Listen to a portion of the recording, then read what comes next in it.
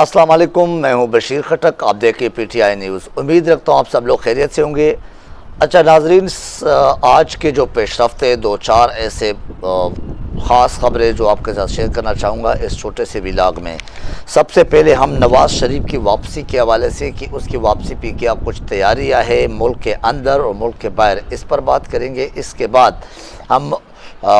इमरान खान के और नवाज़ शरीफ के जो एक डेडलॉक था वो बरकरार है, यानी पीडीएम के और पीटीआई के जो डेडलॉक था कबल अज़ वक्त इंतखाबात के हवाले से, जो पीटीआई की तरफ से इमरान खान की तरफ से एक डिमांड था, उस पर जो इसाक डार आरिफ अलवी के आपस में बातें हो रही थी, आपस में जो एक मुलाकातें हो रही थी, उसके हवाले से बात करेंगे कि उस पर क्या हुआ। उसके बाद हम परवेज़ इलाही, मोनस इलाही और लाहौर के ज़मान पार्क उसमें क्या कुछ हो रहा है, उस पर क्या पेशरफ्त है, उसके नताइज क्या आने वाले हैं, किसके किस पर नज़रें हैं और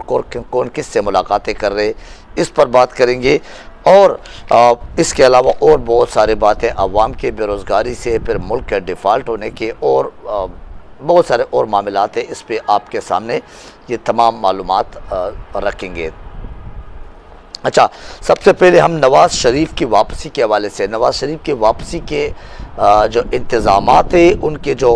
मामलात है, फिर उनकी आमद के लिए यहाँ पे क्या कुछ तासुर दिया जा रहा है, एक जो तैयारियाँ नज़र आ रही है ख़ासकर लाहौर में, और दूसरी तरफ पंजाब हुकूमत जो है ना वो डटे हुए। इमरान खान से एक सवाल किया गया और उस सवाल के जवाब में इमरान खान ने कहा है कल परसों कि वो आएँ, खुशी खुशी आएँ और हम इंशाल्लाह पंजाब की हुकूमत उनको अपने कानूनी आइनी तरीके से गिरफ़्तार करेंगे। दूसरी तरफ कहा जा रहा है कि हम यूनियन कौंसल और डिस्ट्रिक्ट कौंसल जितने भी हमारे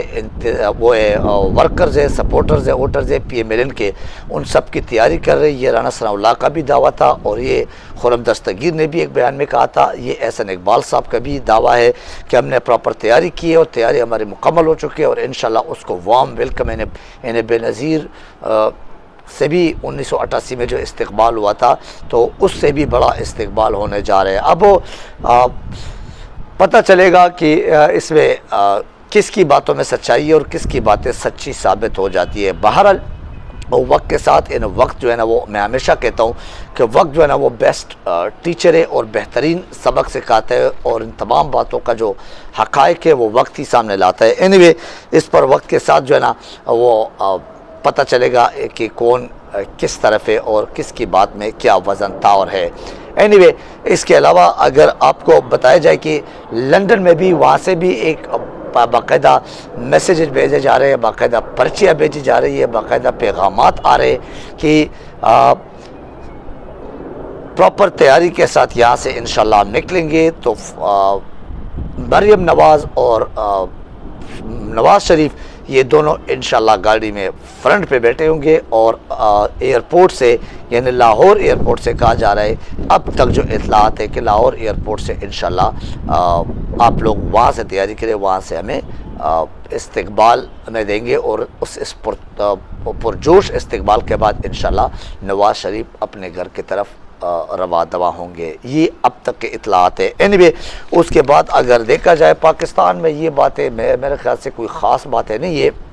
उसकी वजह यह है कि अगर NRO2 मुकम्मल हो गया और NRO2 के तहत शहबाज शरीफ को वज़ीर आज़म बना दिया गया है, रेजीम चेंज का एक बहुत बड़ा ऑपरेशन था वो हो गया, फिर इमरान खान के साथ जो कुछ हुआ, फिर इसमें बहुत सारे और जो मामलात थे, बहुत सारे गैर कानूनी और लाकानूनीत से भरे हुए जो आपके सामने ही ये जो 6 महीनों का 7 महीनों का एक जो रुदाद है, जो कसम पुरसी की हालत में है पाकिस्तान के अवाम और पाकिस्तान और फिर PTI के लीडरशिप, तो वो आप सबसे यानी कोई डकी छुपी या कोई छुपी हुई बात नहीं है, वो आप सबके सामने, हम सबके सामने वो तारीख़ का एक हिस्सा बन चुके। तो अगर शहबाज शरीफ बरी हो सकते, अगर जरदारी बरी हो सकते, अगर राना सनाउल्लाह तमाम केसेस से बरी हो सकते, तो अंदाज़ा लगा लो कि इस्टेब्लिशमेंट का ये दावा कि हम पॉलिटिकल हो गए, नहीं गैर सियासी हो गए, तो ये हम कैसे कह सकते हैं कि गैर सियासी हो गए। बहरहाल अगर सुलेमान शहबाज मुबारक को पूरे मुल्क को ये बताना भी ज़रूरी है, क्योंकि एक और डाकू, एक और करप्ट, एक और चोर, एक और भगोड़ा वो अगर पाकिस्तान में कदम रख सकता है और उसका फूलों के जो हार जो वो पहनाए जा सकते हैं वो भी वज़ीर आज़म साहब, और उसके लिए ग्राउंड क्लियर किया जा सकता है और बाकायदा प्रॉपर तरीके के साथ, जैसे कि उसने कोई वर्ल्ड कप जीता या कोई बहुत बड़ा फीफा फुटबॉल वर्ल्ड कप उसने जीता और उसमें बहुत बड़ा परफॉर्मेंस किया है, उस तरह की उसका अगर इस्तेमाल हो सकता है और उसको पाकिस्तान में कदम रखने के लिए माहौल बनाया जा सकता है, तो नवाज़ शरीफ का आना भी कोई अनोखी या कोई अजीब बात नहीं है। बहरहाल ये मजाक तो हम कब से सुनते आ रहे हैं और ये 75 साल से मजाक चलता हुआ ये पाकिस्तान चल रहा है। अगर आपको इमरान खान और नवाज शरीफ के आपस में जो डेडलॉक था, यानी मीन्स उनके ख़ासकर पीडीएम का मैं बोलूँगा, नवाज शरीफ नहीं, लेकिन चूँकि नवाज शरीफ का नुमाइंदा सागडार जो है ना वो आरिफ अलवी के साथ बार बार मुलाकातें कर रहे थे और उस पर अच्छा खासा यानी एक खामोशी जो आपको नज़र आ रही थी पीटीआई की तरफ से भी, वो भी कोई गोलाबारी नहीं कर रहे थे पीडीएम पर या पीएमएलएन पर, और पीडीएम और पीएमएलएन की तरफ से भी कोई ख़ास गोलाबारी नहीं थी। वो आपको नज़र आ रहा है कि वो डेडलॉक बरकरार रहा। कैसे बरकरार रहा? जो इसाकडार साहब ने और पीडीएम की तरफ से एक प्रॉपर मैसेज इसाकडार ने आरिफ अलवी साहब को लास्ट मुलाकात में कल की एक मुलाकात में जो बात पहुंचाई गई, जो पैगाम पहुंचाया गया नवाज़ शरीफ का और पीडीएम की जो क़यादत है उनकी, कि हम कबल अज़ वक्त इंतखाबात के लिए कोई गारंटी नहीं दे सकते, किसी किस्म की कोई आपके साथ वो इस बात पे इत्तेफाक नहीं कर सकते, यानी ये कोई लाजमी बात नहीं है कि हम कबल अज़ वक्त इंतखाबात करेंगे, इंतखाबात अपने वक्त पर होंगे। ये सबका मुत्तफ़िका एक पैगाम था जो कि सागडार के थ्रू आरिफ अलवी साहब को पहुँचा दिया गया है। तो उसके बाद आपने देख लिया कि ये सारे फिर मोर्चाजन हो गए और एक दूसरे के ऊपर गोलाबारी शुरू कर दिया। ख़ासकर पीएमएलएन के अगर आप देख ले, तलाल चौधरी मैदान में फिर आगे आपने राना सनाउल्लाह के बयान देख लीजिए, उसने अपने जो है रवायात के मुताबिक फिर बोंगिया और गंदी घटिया किस्म के जो बयानात है वो देना शुरू कर दिए। तो अब गोलाबारी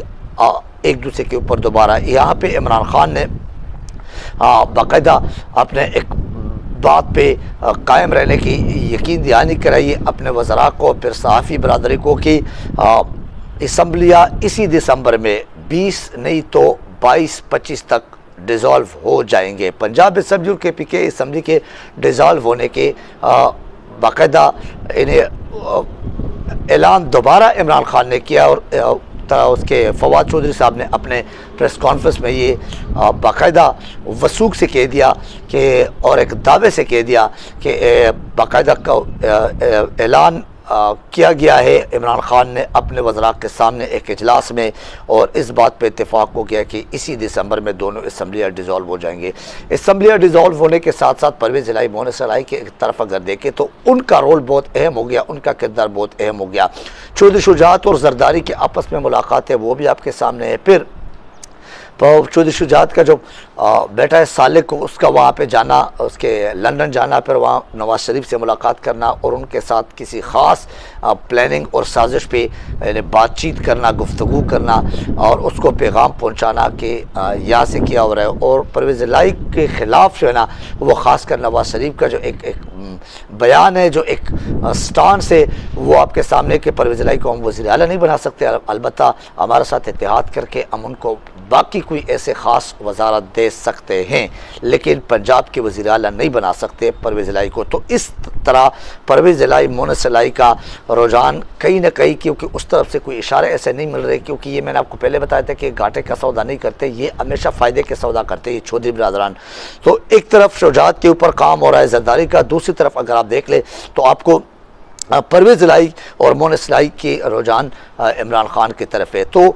परवेज़ इलाही और मोहन इलाही जो है ना ये दोनों बाप और बेटा ये मरकज़ बन गया लोगों के निगाह की, और स्पेशली पीटीआई और पीडीएम के यहाँ लाहौर में ज़मान पार्क और फिर चौधरी बिरादरान के डेरे जो है ना वो सियासत का महवर बन चुके, और उनकी तरफ सबकी नज़रें है कि वो किस तरफ किस पल्ले में अपने तरजीह जो है वो देंगे और डालेंगे अपना वोट किस तरफ। एनीवे उसके अलावा अगर महंगाई बेरोज़गारी से लोग तंग आ चुके, मुल्क डिफ़ॉल्ट की तरफ जा रहे हैं, और यहाँ पे हम माशाल्लाह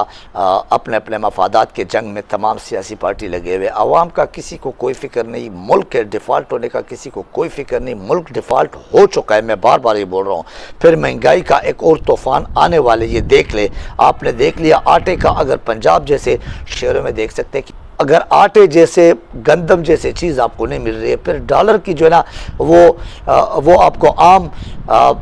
बैंकों से किया, आपको एक्सचेंज से किया, किसी जगह से भी आपको नहीं मिलेंगे। और 235 240 से ऊपर के जा रहे हैं और अब मज़ीद ऊपर जाने का जो है ना एक ख़दशा है। कुछ ऐसे इंडिकेटर्स है कि ऊपर जाने वाला है, 280 270 तक पहुंचने वाला है डॉलर। इसके बाद अगर आप देख लें तो आपको पेट्रोल वगैरह की कीमत आप देख ले वो बरकरार है, जबकि आलमी मंडी में वो सस्ते हो चुके थे। इन तमाम मामलात को लोगों के फरियाद का किसी को कोई परवाह नहीं है। इन्हीं 20 करोड़ अवाम कम से कम इस दलदल में, इस मुसीबत में, उनको कोई परवाह नहीं इस हुकूमत को और इस PDM के जो बेशर्म बेहया किस्म की हरकतें वो अपने उरूज पर है। बहरहाल फिर आप उसके शहबाज शरीफ के एक एडमिनिस्ट्रेटर होने का भी पता चल गया, जरदारी सब पे भारी का भी पता चल गया अवाम को इन 6 महीनों में। और साथ साथ ही जो है ना वो आपको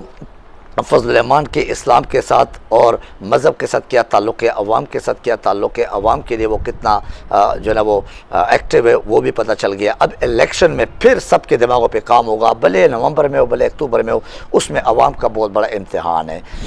इसमें कोई शक नहीं है कि जब तक हम खुद अपने ऊपर काम नहीं करते, सियासतदानों के ऊपर हमने यूँ जो बार बार सियासतदानों के ऊपर सब कुछ डालते, इसमें हमारे भी बहुत सारी गलतियां हैं। अब इस्टेब्लिशमेंट के बाजवा के ख़िलाफ़ जो कुछ भी इल्ज़ामात लग रहे जो आ रहे वो भी आपके सामने, वो भी हर रोज़ किसी न किसी अखबार में, वो इंटरनेशनल हो या वो नेशनल हो, या किसी न किसी चैनल पे या किसी न किसी सोशल मीडिया सोर्सेस पे आपको अंदाज़ा हो रहा है कि उसके ऊपर हर रोज़ कोई एक नया इंकशाफ, कोई एक नया जो उनकी के लोगों की तनख्वाहों का पूछना, फिर लोगों के तनख्वाहों के साथ वो करना, फिर किसी को बोले कि किताब में आपने ये लिखना है मेरे बारे में, फिर किसी को बोलना है कि आपने अगर ये नहीं किया तो आपको चैनल से निकलवा देंगे, फिर किसी को क्या धमकी, किसी को क्या धमकी, और क्या कुछ नहीं किया गया। सियासतदानों से लेकर सहाफ़ी बरादरी तक वो आप सबके सामने। एनीवे आज के इस व्लॉग से इतना ही काफ़ी। इंशाल्लाह नेक्स्ट व्लॉग में फिर मुलाकात होगी। अपना ख्याल रखिए, अपने चैनल का ख्याल रखिए। Thank you very much. अल्लाह हाफ़िज़ व नासिर।